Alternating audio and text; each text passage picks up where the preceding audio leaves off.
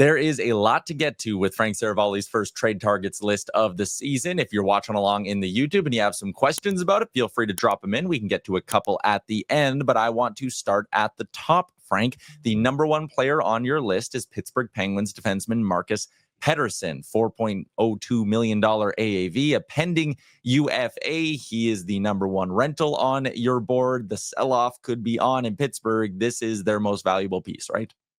Yeah, that's the easiest way to answer it, is on a roster where you're open for business. And we've talked about this before. You might be open for business, but if you've got things that people don't want to buy, it doesn't really matter.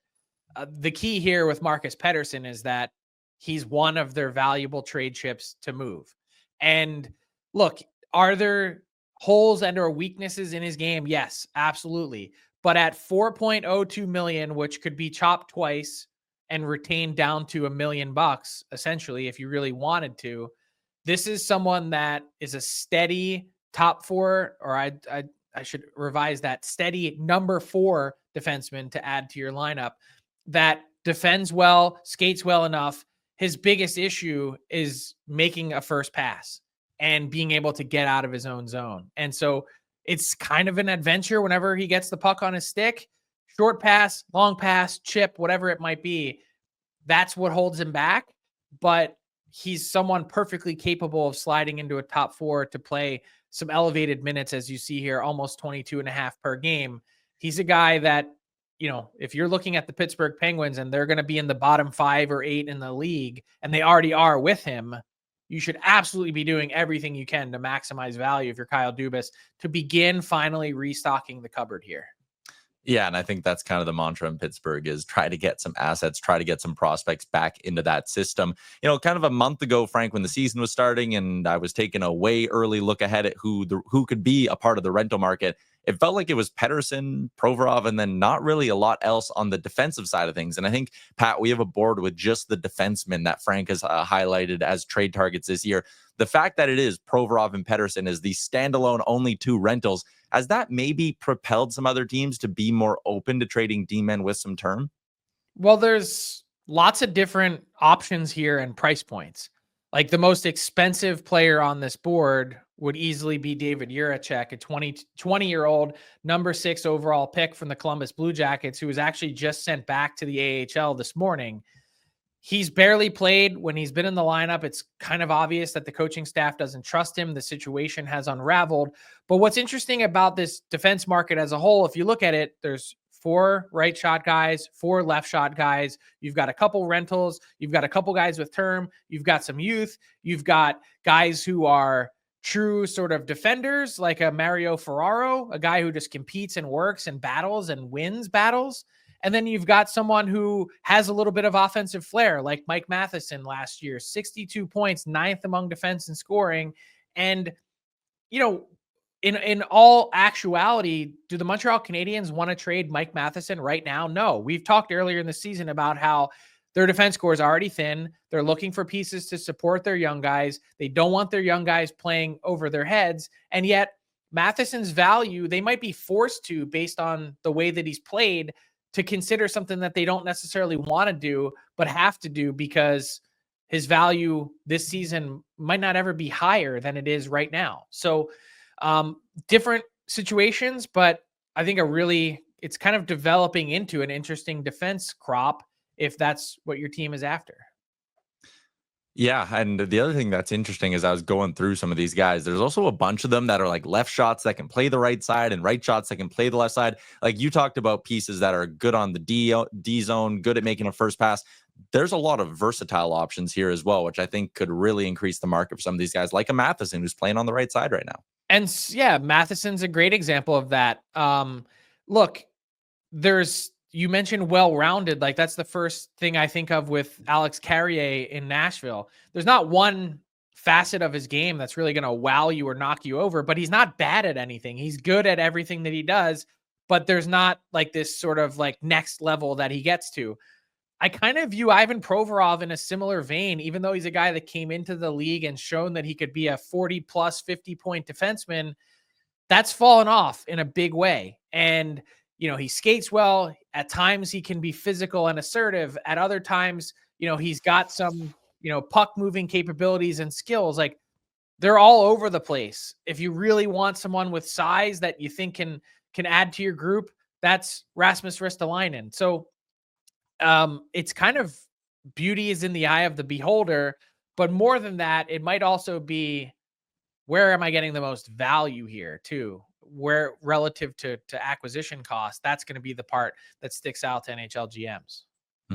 Let's go to the team that's dominating your trade targets board, Frank. And you teased it earlier, but it's the Anaheim Ducks. They have a prime rental forward in Frank Vatrano, a defenseman with term in Cam Fowler, who's got one more year after this one, and Trevor Zegras also has one more year after this one.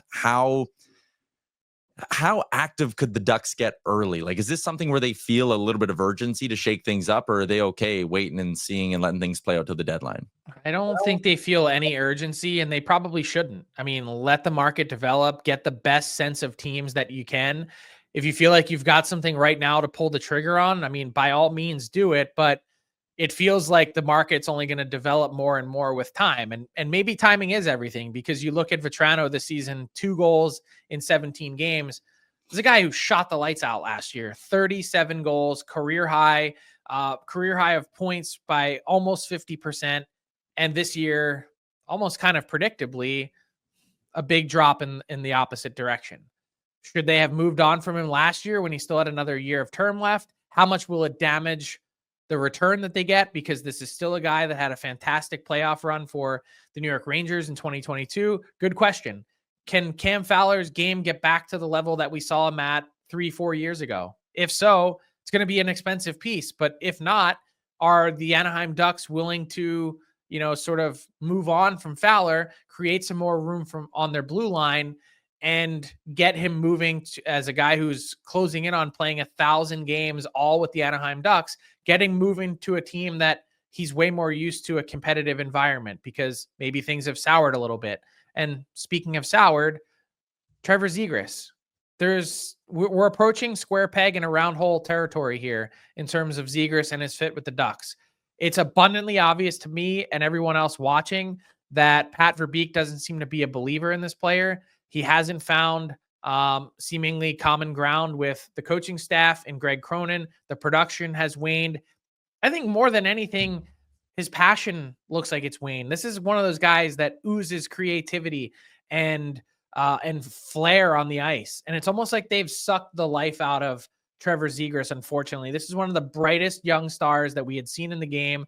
Personality on the cover of a video game, pulling off incredible moves on the ice that we frankly haven't seen before.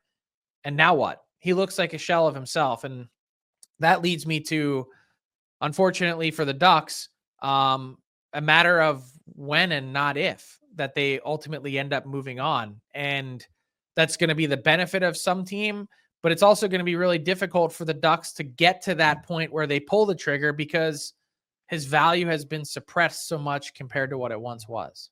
Speaking of value being suppressed, I think that perfectly answers this question that SK threw in the chat. What about Gibson? Thinking he's gone this year for sure. 6.4 million, 2 more years after this one. Yes, the Ducks don't have any current retained contracts, so they could retain 3 guys this deadline if they wanted to. But I feel like they've missed the boat on trading Gibson probably by 18 months. Yeah, I mean, I'm not confident anymore in John Gibson's ability to be a top-level NHL goalie. Like, you can put the contract and the term aside. If you have an opportunity every year with 15 to 20 goalies that become available on the open market, and yes, team play and structure in front of him certainly has a lot to do with it. And he was off to a way better start this year. But I mean, the sample size of John Gibson's last 100 games played in the NHL, he's at an .894 save percentage. That's below league average. So are you going to give up assets and cap space and everything else to acquire him? I'm not sold. I just don't know that they even have the interest at this point. Yeah, last guy I wanted to ask you about, Frank. Again, every deadline, there seems to be like those prototypical pieces, right? Vatrano is the guy. If you want to add scoring to your top 6, you go get him. If you're looking for that maybe difference maker bottom 6 piece, I'm looking at Yanni Gourde out in Seattle. That is a guy who has won. That is a guy who can do a lot of different things for a team's bottom 6. And I would imagine those are the reasons why he's at number 2 on your list. Yeah, also because the Kraken might be in a spot in the very near future once their roster shapes up with Vince Dunn coming off of LTIR where they have to move a forward. So there's been calls that the Kraken have received from teams with interest on Yanni Gourde. They seem resistant to that idea. In fact, he's been way more productive. I think they're more interested in potentially moving Brandon Tanev than Yanni Gourde, who's also on the list. But the way his production has slid, his ice time has been cut probably as a result, or some could argue maybe because of that, his production has slid. He's in the final year of his deal. Him and Tanev probably both make more than they should. It just certainly seems to be trending toward him being one of those deadline pieces that between now and March 7, given where the Kraken are in the standings, I have a real hard time envisioning him on the Kraken beyond March 7th at 3 p.m. Eastern. The full article is up now at dailyfaceoff.com. Our boy Pat has thrown a link to it in the YouTube chat if you want to go check it out yourself. But we are finally there. Trade target season is among us, and a great first list from Frank. Again, full article up at dailyfaceoff.com.